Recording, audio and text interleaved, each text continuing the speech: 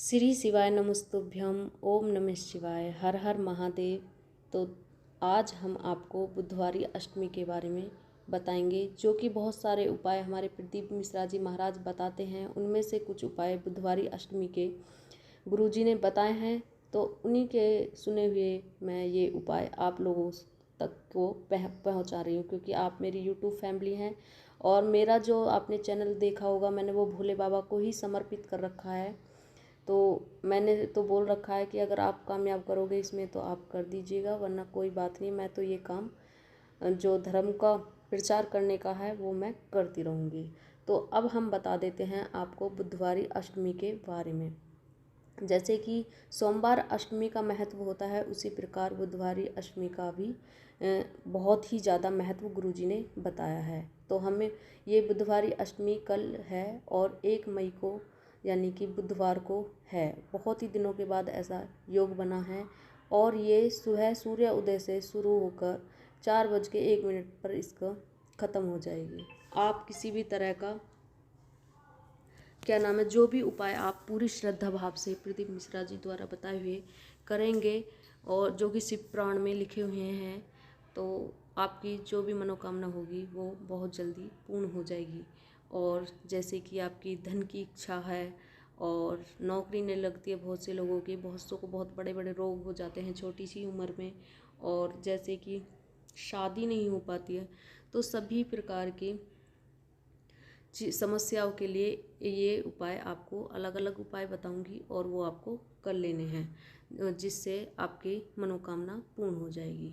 तो हम पहले आपसे बात करेंगे, जैसे कि बहुत से लोग बहुत सारा पैसा कमाते हैं पर उनका जो पैसा है वो संचित नहीं हो पाता है और उल्टा क्या होता है, उन पर कर्ज हो जाता है। तो इस प्रकार के दोष को दूर करने के लिए ये उपाय बहुत ही ज़्यादा अचूक है।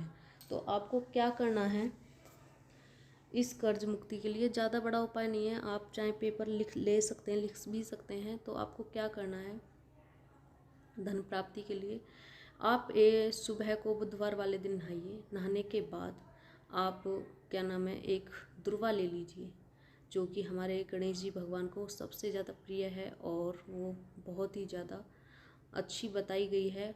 तो उसके लिए आप एक दुर्वा ले लीजिए। दुर्वा लेने के बाद उसे ले जाकर आप निजी किसी भी आसपास के शिवालय में ले जाइए और उसे जो हमारे शिवलिंग होता है, शिवलिंग में जो गणपति बाबा का स्थान है हमारे सीधे हाथ पर, उस पर छुआकर आप अपनी मनोकामनाएं बोलकर, मनोकामना जो भी है, जय भाई मेरे धन की कमी ना हो या मेरे कर्ज से मुक्त हो जाऊं, वो आप बोलकर आप उस दुर्वा को घर ले आइए। घर लाने के बाद यानी कि आप गेट पर खड़े होकर माता लक्ष्मी और श्री गणेश जी का नाम लेकर उसे जमी में छुआ कर आप उसे अपने जहाँ पर आप अपने पैसा रुपया रखते हैं वहाँ पर रख दीजिए, भगवान का नाम स्मरण करते हुए, गणेश जी भगवान का नाम, और आप वहाँ पर रख दीजिए। धीरे धीरे आपको उस उपाय का फ़ायदा होने लगेगा और आपके पास जो कर्ज है आपके ऊपर वो भी उतर जाएगा। जब पैसे कमाई होने लगेगी तो वो कर्ज भी उतर जाएगा। तो फ्रेंड्स, तो दूसरा उपाय हम आपको बताएंगे, जैसे कि बहुत से लोग हैं उनकी शादी नहीं होती है और शादी नहीं होती है किसी भी कारण से या जैसे भी है, तो इस अगर उपाय को आप करते हैं तो आपके चाहे कोई भी दोष हो, इस उपाय को करने के बाद वो सारे दोष शादी वाले हट जाएंगे और आपकी शादी हो जाएगी। तो शादी के लिए आपको क्या करना है? आप मूंग लेना 1 कटोरी और उसे रात भर भिगो देना। भिगोने के बाद सुबह में एक बेलपत्री लेना, केवल एक बेलपत्री लेनी है आपको, और सुबह को नहाकर स्वच्छ होकर आप शिवालय जाइए, मंदिर जाइए और गणपति बाबा को प्रणाम कीजिए। उसके बाद आप जो आपने भीगी हुई मूंग ले रखी है उसे नंदी भगवान के जो पैर उठा हुआ होता है उसके पास रख दीजिए। उसके बाद वो बेलपत्री जो है आप उठाकर शिवलिंग पर चढ़ा दीजिए। शिवलिंग पर चढ़ाते हुए आप उनसे प्रार्थना कीजिए और अपनी गोत्र बताइए और जो मन इच्छा है, जो अपनी शादी की मनोकामना है उसे बोलिए और वहाँ से वो मूंग और बेलपत्री को उठा लाइए। उठाने के बाद आपको क्या करना है, रास्ते में बहुत से बैल नंदी भगवान घूमते रहते हैं, कोई भी एक नंदी को आप लीजिए और वो खिला दीजिए। और खिलाने के बाद आपको क्या करना है, वो ही कान में अपनी मनोकामना उनसे बोल देनी है। तो धीरे धीरे कुछ भी योग हो या कुछ भी आपका दोष हो विवाह में, वो दूर हो जाएगा और आपकी शादी हो जाएगी कुछ ही समय में। तो आप चलते हैं हम तीसरे उपाय के तरफ। तो तीसरा उपाय है, जैसे बहुत से बच्चे होते हैं, बहुत पढ़े लिखे होते हैं और बहुत ही ट्राई कर लेते हैं, जॉब नहीं लगती है, बहुत ही कोशिश करके थक लिए हैं, तो उनके लिए हमारे गुरुजी ने बताया है ये उपाय शिव महापुराण से पढ़ के। तो हम ये उपाय भी आपको बताते हैं। तो ये उपाय है, आपको क्या करना है, सुबह को स्नान कर कर, बुधवार वाले दिन की बात है, 1 मई को बुधवार वाले दिन, अष्टमी वाले दिन, तो आपको क्या करना है, 7 समीपत्र लेने हैं।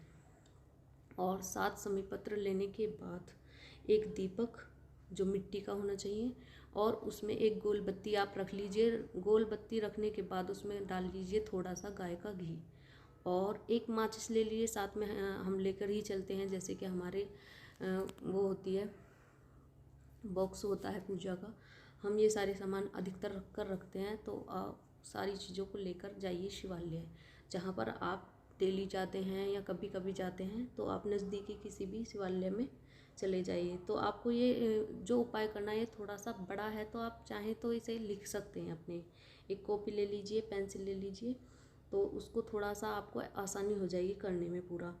तो उसके लिए आपको क्या करना है, जैसे कि आप 7 समीपत्र लेके गए हैं, पहले गणेश जी भगवान को हम, सबसे पहले पूजा हमारी किसकी होती है, गणेश जी भगवान की। तो क्या करना है, शिवलिंग में जो सीधे हाथ पर गणपति बाबा का स्थान दिया गया, पहला जो समीपत्र है, अपनी मनोकामना बोलते हुए उस समीपत्र को वहाँ पर चढ़ा दो।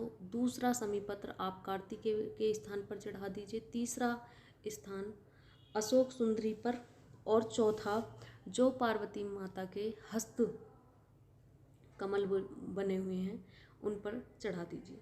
और 5वां आपको शिवलिंग पर चढ़ा देना है, और छठा नंदी भगवान पर चढ़ा देना है। उसके बाद हमारे पास एक दीपक और एक समीपत्र बचेगा, अपनी मनोकामना बोल दीजिए। और उसके बाद आपको, जैसे आप मंदिर की सीढ़ियाँ होते हैं उससे निकलते हुए जाओगे, तो वहाँ पे क्या करना है, आपको समीपत्र और दीपक वहाँ पर रख देना है, और वो दीपक जो है आपको जला देना है।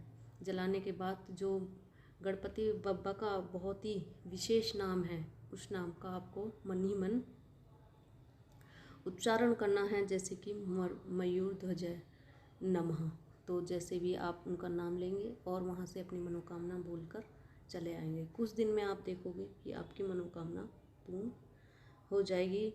नौकरी, पैसे की नौकरी आपकी लग जाएगी, और जब नौकरी लग जाएगी तो पैसे की कमी तो बिल्कुल रहने वाली नहीं है।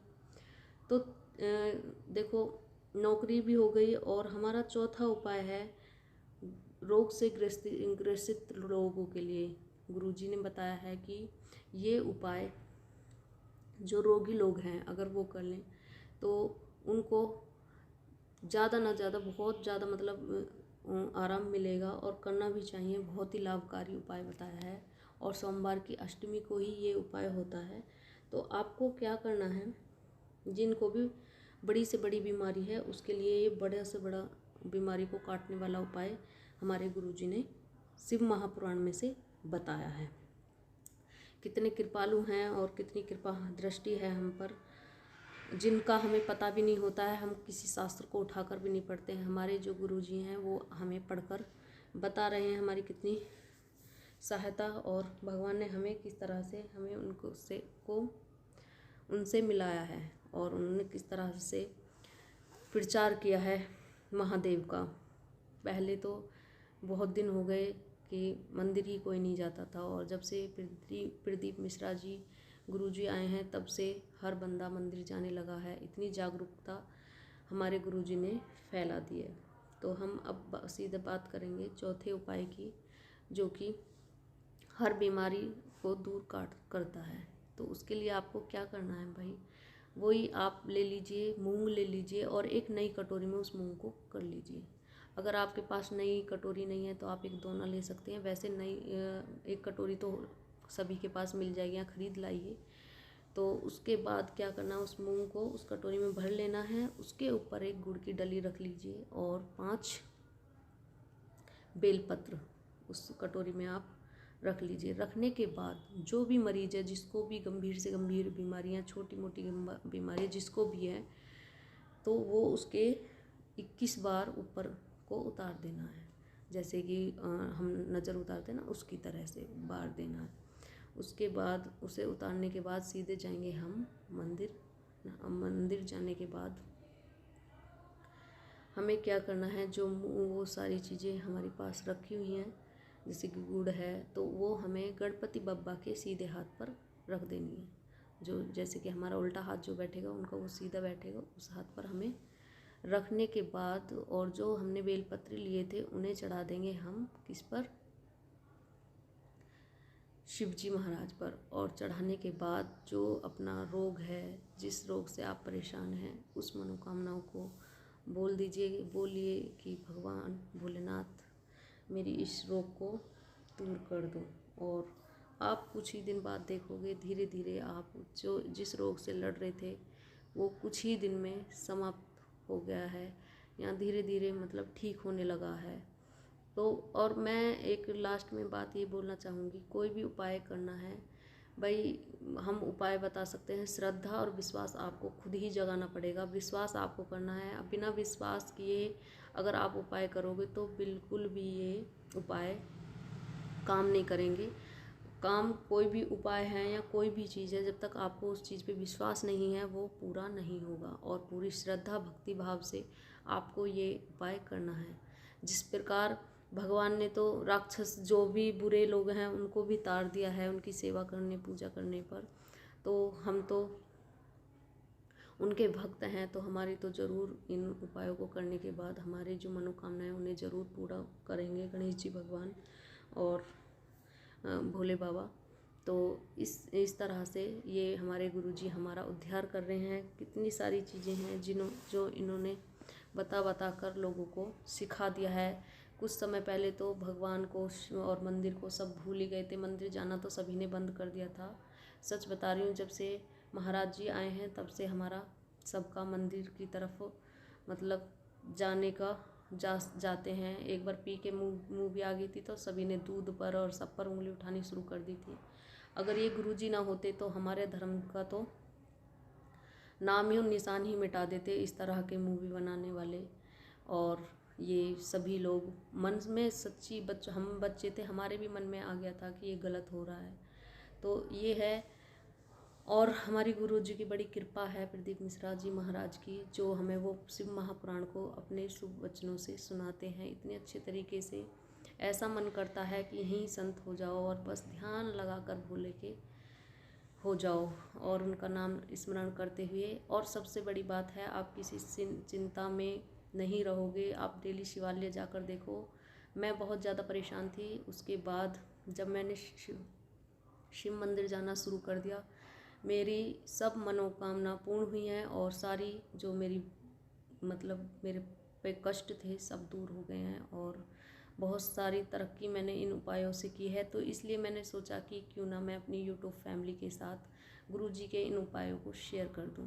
तो करते हैं यहीं पर एंड वीडियो का, और आप लोग कल को करके देखें। मैं भी करूँगी क्योंकि मेरे भी कंधे में दर्द रहता है। तो ये तो अचूक उपाय। वैसे तो मैं डेली ही शिवलिंग पर जल चढ़ाने के लिए जाती हूँ और मैं घर पे भी बनाई हुई हूँ शिवलिंग का स्थान, तो मैं तो करती हूँ। और बहुत ही पॉजिटिविटी मेरे जब से मैं मंदिर जाने लगी हूँ मेरे मन में आ गई है। तो ठीक है फ्रेंड्स, मिलते हैं नेक्स्ट वीडियो में नए उपायों के साथ। और हर हर महादेव, नमः शिवाय और श्री शिवाय नमस्तुभ्यम, श्री शिवाय नमस्तुभ्यम, श्री शिवाय नमस्तुभ्यम। बोलो गुरुजी महाराज की जय।